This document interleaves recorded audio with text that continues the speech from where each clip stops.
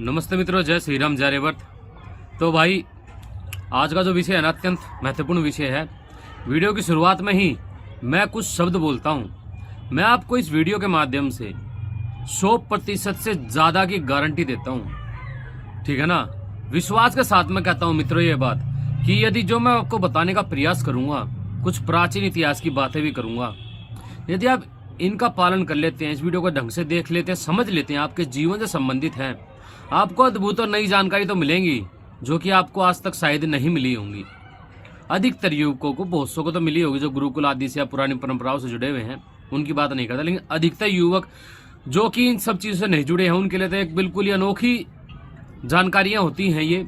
तो यदि आप इसको देख लेंगे वीडियो को ढंग से, तो निश्चित रूप से आपको लाभ मिलेगा। और मैं अच्छी प्रकार सोच समझ के वीडियो बना रहा हूँ, और वीडियो थोड़ी सी लंबी बनेगी लेकिन कोई समस्या नहीं है, बस आप लोगों को लाभ मिलना चाहिए। लेकिन मैं एक बात और बोल देता हूँ कि इस वीडियो को देखने वालों में से 99% लोगों को जो है लाभ नहीं ले पाएंगे। क्यों नहीं ले पाएंगे? क्योंकि फोकट में जब कोई जानकारी मिलती है ना, जब उस पर चलने वाले व्यक्ति ना बहुत कम होते हैं। यदि यही जानकारियाँ आपको बढ़िया तड़कते फड़कते एनिमेशन के साथ में, बढ़िया एकदम और दुनिया भर के ड्रामों के साथ में आपको वीडियो अगर और जानकारियां दुनिया भर का पैकेज बनाकर 15-20 हज़ार में बेचा जाए ना, तो व्यक्ति उसकी तरफ, उसको ज्यादा एक देते हैं कि अहमियत देते हैं, उसको ज्यादा ही उसकी तरफ आगे बढ़ने का प्रयास करते हैं। लेकिन कोई दिक्कत नहीं, अपना कार्य लोगों के साथ में जानकारियां साझा करना, आदान प्रदान करना है, अपनी प्राचीन परंपरा को आगे बढ़ाना है। तो ध्यान से सुनिए, पहले के समय की बात करूंगा और पहले के जो समय की बात करूंगा उसी में आपका उत्तर भी छिपा होगा। देखिए, हमारा जो संविधान रहा है, मनुस्मृति रहा है, कभी से रहा है, ठीक है ना। तो उस समय संविधान में ही हमारे में था कि बच्चे को बचपन से ही जो है गायत्री मंत्र की शिक्षा दे दी जाती थी। और गायत्री मंत्र केवल ऐसा नहीं, आजकल आप लोग देखते हैं, और यहाँ पे केवल मैं गायत्री मंत्र की बात नहीं कर रहा हूँ, ये एक विषय है, छोटा सा विषय है कि आजकल आप देखते हैं गायत्री मंत्र कोई भी किसी को बोल देता है और वो बस रट्टा मार रहा है, उसका कोई लाभ मिलता नहीं है भाई। खाली एक शब्द है, ठीक है, उसकी वाइब्रेशन है अलग, वो गुंजन जब वो करेगा, कंपन करेगा, उस तरीके से शारीरिक कुछ लाभ मिले, कुछ मानसिक लाभ मिलेंगे, लेकिन अत्यंत जो लाभ होते हैं ना, एकदम 24 घंटे चलते हैं, वो मिलते नहीं है। तो उस समय जो चीज थी कि बच्चे को जो है अर्थ के साथ में जाप करना सिखाया जाता था, ईश्वर प्रणिधान उसको समझाया जाता था, ये चीज उसकी चलती थी, हर समय चलता था ईश्वर प्रणिधान, और जाप उसका मनी मन चलता रहता था, ठीक है। फिर भोजन आज के जैसा नहीं था। जैसे कि आज आप भोजन जो आप देख रहे हैं कि बड़ी एकदम खींच के मसाले डाले जाते हैं, तेज मसाले डाले जाते हैं और खूब दबा के तेल पिलाया जाता है, और वो भोजन आप करते हैं तो दिखती सी बात है, अधिक मात्रा में जो आप करते हैं, अभी धीरे धीरे विष की मात्रा में उसको करते हैं, तो शरीर पर उसका असर तो पड़ता ही है। आपकी नसें, ठीक है ना, कमजोर होती ही हैं। जैसा अन्न वैसा मन, ये वास्तविकता। बहुत से व्यक्ति कहते हैं जैसा अन्न वैसा मन होता नहीं है, केवल कहने की बात है, नहीं। जब आप ध्यान के द्वारा सूक्ष्मता को प्राप्त होंगे ना, जब सूक्ष्म सत्र पे आप जाएंगे, तो आप देखेंगे कि आप जो भी चीज खा रहे हैं उसकी आप संवेदनाएं, जो भी हम खाते हैं ना, हमारे शरीर में उसकी संवेदनाओं का निर्माण होता है, ठीक है ना। मैंने महसूस किया, इस बारे में बता रहा हूं, मैंने सीखा, मैंने जाना, मैंने महसूस किया, इस बारे में आपको बता रहा हूं। जो भी आप खाते हैं सूक्ष्म सत्र पर यदि आप उसका अनुभव करने लग जाएं, उसको जानने लग जाएं, तो आप समझेंगे कि हाँ, मैंने फलानी चीज खाई थी, उसका मेरे पे ये असर हुआ, ठीक है ना, उसका ये असर हुआ। और सूक्ष्म एक स्थूल असर होता है, ठीक है ना। स्थूल असर कुछ समय के बाद में समाप्त हो जाए, आप लगातार उसी चीज में बड़े रहेंगे। लेकिन जो सूक्ष्म स्तर है ना आपका, सूक्ष्म जो सतर है आपका, वहां यदि आप उसको अनुभूति के सतर पर जान पाए, तो आप समझ पाएंगे कि कितना ज्यादा वास्तव में ये बात कही गई, जैसा अन्न वैसा मन, और वो शरीर पर वैसा होता। तो उस समय जो होता है सात्विक भोजन चलता था। साथ के साथ आप लिख लेना, जो चीज बता रहा हूँ मैं पुराने समय की बता रहा हूँ, तो आज उत्तर भी यही है आज के समय के लिए, वो ही, क्योंकि हम जीवन जीने की कला भूल चुके हैं, ठीक है ना। और ये चीज स्कूल कॉलेज में नहीं बताई जाती है, जो चीज मैं बता रहा हूँ, मैंने भी नहीं सीखी थी। मैंने भी अपना, मुझे बहुत व्यक्ति मिलते रहते हैं, मैं सीखता रहता हूँ सबसे, और जीवन बस सीखना ही तो है हमें। तो ये चीज थी। तो भोजन जो हम लेते हैं, उस समय जो भोजन लेते थे, शुद्ध सात्विक भोजन लेते थे, उनका मुख्य आहार क्या होता था? उनका मुख्य आहार देसी गाय का जो दूध, घी आदि, मक्खन आदि होता था, वो होता था। मक्खन का नाम आया था विशेष रूप से, मक्खन और मिश्री आदि, ये चीज उनका मुख्य आहार हुआ करता था। क्योंकि हमारे पूर्वज जानते थे कि यदि हम सबसे सात्विक आहार में, यदि भोजन में देखा जाए, तो देसी गाय का दूध, घी, मक्खन आदि यही है। और वो उसके अंदर मिश्री मिलाकर खाया करते थे, मिश्री, धागे वाली मिश्री, या फिर देसी खांड, ठीक है ना, वो चीज मिला, क्योंकि वो जानते थे कि यदि मक्खन के अंदर इस चीज को मिलाकर बचपन से लिया जाए, तो उससे हमारे शरीर के धातुओं का विशेष रूप से निर्माण होता है, सात्विक निर्माण होता है।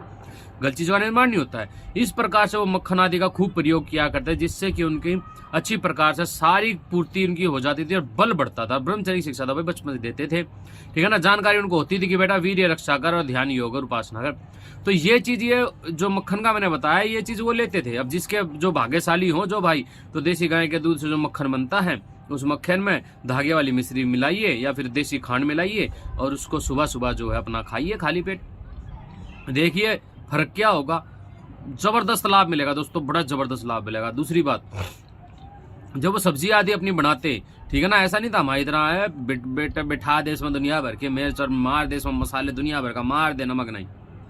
मैं गुरुकुल को हिसाब से बताऊंगा, क्योंकि गुरुकुल के जो बालक थे वही चीज आगे चलती थी। उस समय किसी प्रकार का नमक मिर्च का प्रयोग होता नहीं था गुरुकुलों के अंदर, ठीक है। क्योंकि मुख्य उद्देश्य क्या था, प्राणायाम साधना के द्वारा, ध्यान योग के द्वारा मोक्ष की तरफ आगे बढ़ना, शरीर के बल को बढ़ाते हुए आगे बढ़ना। बचपन से ही बच्चों को नमक मिर्च आदि नहीं खिलाया जाता था। सब्जी उबाली जाती थी, उसमें घी डालकर आप खा सकते थे। घी जो होता था, मक्खन आदि घी, वो डाल के आप खा सकते थे, ठीक है। गेहूं का प्रयोग नहीं होता था ज्यादातर। जो पुराना जो हम देखते हैं ना, उसमें जैसे जौ है, चना है, ज्यादा जौ वगैरह का प्रयोग होता था उस समय के अंदर, ठीक है। और बढ़िया उसमें अपना जो नूनी घी होता है, इसका प्रयोग ज्यादा होता था, ठीक। तो भोजन में ये चीज का वो लोग जो है काफी ज्यादा अपना मतलब कि ये इस तरीके से भोजन वो लिया करते थे। और चटपटा आदि, ये फालतू के ड्रामे आदि वो लिया नहीं करते थे, फालतू का मीठा आदि ये चीजें वो खाया नहीं करते थे। अब रही स्वाद की बात, काफी भाई बोलेंगे इसमें तो स्वाद ही नहीं आता। भाई स्वाद का ऐसा है कि भाई जब आप किसी प्रकार का भोजन खाना शुरू कर देते हैं ना, तो कुछ समय बाद में आपको उसी में ही वैसा ही आपका रस बनना शुरू होता है, वैसा ही उसमें आपको स्वाद आना शुरू हो जाता है। और मैं अब ये वीडियो देखकर कोई ये ना सोचे कि भाई मैं तो एकदम से नमक मिर्च आदि छोड़ दूं, नहीं। आप सेंधा नमक ले सकते हैं, या फिर आप कम करना चाहते हैं, धीरे धीरे कम करते आ सकते हैं, ठीक है। अब इसका काफी ज्यादा प्रभाव पड़ता है। यदि आप जैसे प्राणायाम करते हैं तो आपके शरीर में उष्णता नहीं आती है, ठीक है। और जब आपके शरीर में उष्णता नहीं आती है, गर्मी नहीं आती, तो एक कारण ये भी होता है सपन दोस्त का, वो भी नहीं हो पाता है, ठीक। अब देखिए हमने क्या क्या जाना है कि हमारे जो प्राचीन काल में था कि एक तो साधना बचपन से सिखा दी जाती थी बच्चों को, ठीक है। उनको धर्म के बारे में, साधना सब कुछ उनको बता दिया था। प्राणायाम की शिक्षा उनको बचपन में मिल जाया करती थी। भोजन उनका काफी आसान था, सरल था, सात्विक था, शुद्ध था। देसी गाय जो थी उसके दूध घी से जो बनती है चीजें, वो मुख्य आहार में हुआ करती थी। और अपना जैसे कि ये जो दालें हैं, दालें मुख्य हुआ करती, जैसे कि आपकी ये इसकी हरी वाली जो दाल आती है मसूर की, उसकी मूंग की दाल आती है, वो काफी ज्यादा उनके उसमें आहार में हुआ करती थी। उड़द की दाल हुआ करती थी, ठीक है ना, क्योंकि ये बलवर्धक है और इसके अंदर क्या है कि जल्दी हजम हो जाती है। उड़द की दाल ठीक है, थोड़ी सी पचने में भारी है, लेकिन उसका भी एक उपाय है। जैसे कि आप मान लीजिए भिगो लेते हैं उसको, मान लीजिए आपने सुबह भिगो दी, शाम को बनानी है, या फिर आपको जैसे सुबह बनानी है मान लीजिए, रात को आप भिगो दीजिए। सुबह आप क्या कीजिए, उस उड़द की जो काली वाली दाल होती है, जिससे दाल फ्राई वगैरह बनती है होटलों में, वो वाली दाल, तो उस उड़द की दाल को आप सुबह सुबह अपना जब बनाए, जैसे रात भर हमने भिगो दिया 8, 9, 10 घंटे के लिए, सुबह उसको हमने कूट लिया, ठीक है ना। कूट ऐसा लिया कि एक दाल के 2-2 टुकड़े हो गए, ठीक, या 3-3 टुकड़े हो गए। तो उसके बाद में हमने उसको पकाया, तो वो जल्दी पकेगी और जब आप खाएंगे तो काफी जल्दी आपके जो है हजम होगा, शरीर में जल्दी से लगेगी। दूसरी बात तो पच अच्छे से जाएगी, ठीक है। अब देखिए जब हम आज के समय में क्या है, काफी व्यक्ति बोलते हैं तो स्वाभाविक से क्रिया भाई सपन दोस्त कौन सा आई है तो रुक ही नहीं सकता, ये सोचते हैं ना कि मटका भर गया तो भाई खाली होगा। ऐसा नहीं है, ऐसा नहीं है भाई, बिल्कुल भी नहीं है ऐसा। देखिए आप लोग क्या खाते हो, आप लोग दिन रात पिज्जा बर्गर खाते हो, बहुत ज्यादा तली हुई चीजें खाते हो, बहुत ज्यादा मिर्च मसाले खाते हो, या फिर आप प्राणायाम आदि नहीं करते हो। रोज 1-1 घंटा प्राणायाम किया जाता है मित्रों, 1-1 घंटा प्राणायाम करते हो आप, नहीं करते, या आप पूरे दिन ईश्वर प्रणिधान बना कर, आप ये सारी चीजें नहीं करते हो, इसीलिए आपके साथ में ये चीजें हो रही हैं। वरना ऐसे भी व्यक्ति हैं जिनके साथ में चीजें होती नहीं है, कभी भी नहीं होती है। गुरुकुल में आप चले आपको बहुत सारे युवक मिल जाएंगे जिनके साथ में ऐसा होता नहीं है, जो इस प्रकार से भोजन लेते हैं। स्वामी अपना जो ये झज्जर गुरुकुल है स्वामी ओमानंद जी का, ठीक है ना, वहां पर जब वो आचार्य जी थे वहां पर स्वामी ओमानंद जी, तो उनके गुरुकुल का एक नियम था। क्या नियम था कि वो अपने गुरुकुल के अंदर जो बच्चे थे ना, उनको गाय का दूध घी तो खूब खिलाया पिलाया करते थे, लेकिन सब्जी आदि जो बनती थी उबल के बनती थी, उबालते थे और उसको ही खाना होता था। जो भी सब्जी बनती, कोई नमक मिर्च मसाला नहीं होता था, हल्दी डाल दी और सब्जी उबाल दी और उसको खाते थे। वो फिर बल उत्पन्न करती थी। और उस समय उनके जो शिष्य थे, जो उनके वहां पे जो पढ़ते थे ब्रह्मचारी, वो सब जो पहलवानी करते थे भाई साहब, 1 नंबर के पहलवान हुआ करते, काफी बल उन्नम हुआ करता था, काफी शारीरिक बल उन्नम हुआ करता था। और ये विकार तो होते ही नहीं थे, ठीक है ना। क्या तो आदमी जीव से चटोरा हो ले भाई, क्या तो फिर अपना इंद्रियों का स्वामी बन ले, ठीक है। और यम नियमों का पालन क्या करते थे। अब आपसे मैं एक बात कहता हूं, क्या आप रोज सुबह 1 से 1.5 घंटा प्राणायाम करते हैं? क्या आप पूरे दिन ईश्वर प्रणिधान बनाने का प्रयास करते हैं? ईश्वर प्रणिधान मतलब आसान सी भाषा में समझाता हूँ, हर पल जो भी आप कार्य किसी से बात कर रहे हैं तो मन में भाव बनाकर रखते हैं कि इसमें भी वही परमात्मा है जो मुझ में है, वही घट घट का वासी है, एक रूप है, एक ही रस है वो, ठीक है ना। तो ये भाव बनाकर रखते हैं आप? कभी आप बैठे हुए हैं किताब पढ़ रहे हैं, क्या ईश्वर की अनुभूति बनाकर रखते हैं कि हाँ भाई ईश्वर मुझे देख रहा है ये कार्य करते हुए? क्या आप सुबह और शाम एक एक घंटा, डेढ़ घंटा गायत्री मंत्र का या ओम का जाप या फिर जो भी ध्यान की विधि आप अपनाते हैं, ईश्वर प्रणिधान बनाए, क्या वो करते हैं आप? नहीं करते होंगे। क्या आप रात को सोते समय ओम का जाप करते करते सो जाते हैं? मतलब आप लेट गए तो ओम का जाप आपका चल रहा है जब तक नींद ना आए, तो नींद आने के बाद में स्वाभाविक रूप से वो कुछ दिनों के बाद में आपको आभास भी होगा, चलेगा और ऊर्जा पूरी भरपूर रहेगी शरीर में। क्या आप ये चीज करते हैं? जो भाई ये बोलते हैं ना कि जी सपन दोस्त तो नहीं रुक सकता, उनके लिए सवाल है ये, क्या आप ये करते हैं? ईमानदारी से सत्य निष्ठा के साथ बताना। क्या आप भोजन शुद्ध लेते हैं? मिर्च मसाला से दूर रहते हैं? चलिए थोड़ा बहुत मैं समझता हूँ कि अभी आप जैसे कि परिवार में है, परिवार से कहेंगे भाई नहीं मानते, थोड़ा बहुत सेंधा नमक तो आप कर सकते हैं ना। आप ये समुद्री नमक है इसको फेंक दीजिए, ठीक है ना। सेंधा नमक है जिसके अंदर 100 प्रकार के गुण हैं, और समुद्री नमक तो उष्ण प्रकृति का भाई, वो तो सत्यानाश करने वाला है, ठीक है ना। क्या आप ये चीज करते हैं? बताइए। तो अपने परिवार को कीजिए कि सेंधा नमक डाले, उसमें 100 प्रकार के गुण हैं। मित्रों पता नहीं क्यों नहीं लेते सेंधा नमक, ठीक है ना। आप एक उस उष्ण प्रकृति के आयोडीन वाले के चक्कर में पड़े रहते हो, दुनिया भर की आपके शरीर के अंदर गर्मी और दुनिया भर का नुकसान पहुंचाता है। जो बोलते हैं घेंगा नहीं होगा, पेंगा नहीं होगा, तो भाई जिनके घेंगा वो भी तो आयोडीन लेता है, या फिर आयोडीन फेर दे आयोडीन, फेर दे आयोडीन, दे आयोडीन, ये चीज में लगे रहते हैं, ठीक है ना। तो सेंधा नमक लेते हो, और भाई सेंधा नमक से कोई नुकसान नहीं होता है। पिछले पता नहीं कितने सालों से मैं और मेरा पूरा परिवार सेंधा नमक खाता आ रहा है। पतंजलि का लिया हो भाई, पैकेट आता है 60-65 रुपए का 1 किलो, ठीक है, वो लिया पतंजलि का, बढ़िया है। बाहर शुद्ध नहीं मिलता है तो पतंजलि का बढ़िया लिया हो भाई जाकर सेंधा नमक, या और किसी कोई और भाई अपना कर रहा हो, पीसता हो, जिसे विश्वास हो वहां से ले लो, ठीक है ना। लेते हो? बताओ। और भोजन की बात आप लोग क्या करते हो आजकल? एक दिमाग में डाल दी गया है बेटे प्रोटीन, है बेटे प्रोटीन, मतलब प्रोटीन के चक्कर में ही ठोक दिया सब कुछ। अरे ये शरीर जो है ना भाई, इन सारे वैज्ञानिकों से ज्यादा बुद्धिमान है हमारा शरीर। यदि तुम ठीक टाइम पे व्यायाम करते हो, प्राणायाम करते हो, उपासना करते हो, ध्यान करते हो, साजिश करते हो, पूरी मेहनत आदि करते हो, तो जो तुम भोजन लेते हो शरीर अपनी इच्छा से ले लेगा भाई, जितने इसको जरूरत है। क्या मैं नहीं मालूम कि दूध, घी, दाल आदि ये सब चीज में जितने भी पोषक तत्व हैं, पोषक तत्व बोल दिया मतलब सब कुछ है, ठीक है ना। जो चीज जिस चीज में हमने ली तो शरीर अपने आप उसमें से ले लेगा। आप अलग अलग से ठोकने में लगे रहते हो, ठीक। और भोजन की बात में ऐसी है कि आप लोग भूख होती है आपको 4 की, आप सोचते हो मैं 8 नोट खा लूंगा तो मैं ज्यादा मोटा तगड़ा आ जाऊंगा। ये कोई फार्मूला नहीं होता भाई मोटे तगड़े होने का या फिर ताकत का, ये तो वहम है।